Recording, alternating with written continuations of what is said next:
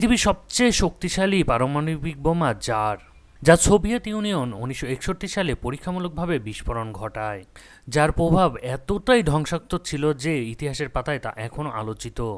এই বোমা বিস্ফোরণের শক্তি ছিল 50 মেগাওয়াট টিএনটি, যা হিরোশিমা এবং নাগাসার বোমা হামলা থেকে 3300 গুণ বেশি। এমন শক্তির বিস্ফোরণ যা পুরো একটি শহরকে ধ্বংস করে দিতে পারে। বিস্ফোরণের কেন্দ্র থেকে 100 কিলোমিটারের মধ্যে যা কিছু সব ধ্বংস হয়ে যায়।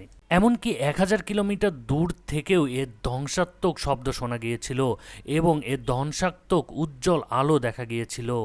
এই বিস্ফোরণের ফলে তেজস্ক্রিয়তা বায়ুমণ্ডলে ব্যাপকভাবে ছড়িয়ে পড়ে, যা পৃথিবীর প্রাণী ও মানুষের জন্য অত্যন্ত ক্ষতিকর। যদি যুদ্ধের সময় এই ধরনের বোমা ব্যবহার করা হতো তাহলে লক্ষ লক্ষ মানুষ প্রাণ হারাতো। শুধু তাই নয়, প্রজন্মের পর প্রজন্ম, বছরের পর বছর এর পার্শ্ব প্রতিক্রিয়া দেখা যায়। রাশিয়া এই বোমাটি পরীক্ষা চালিয়েছিল শুধুমাত্র তাদের শক্তি প্রদর্শন করার জন্য এবং পরবর্তীতে পারমাণবিক অস্ত্র সীমিতকরণের জন্য এই ধরনের হামলা বা এই ধরনের অস্ত্র ব্যবহার পৃথিবীতে সীমিত করা হয় এবং নিষিদ্ধ করা হয়।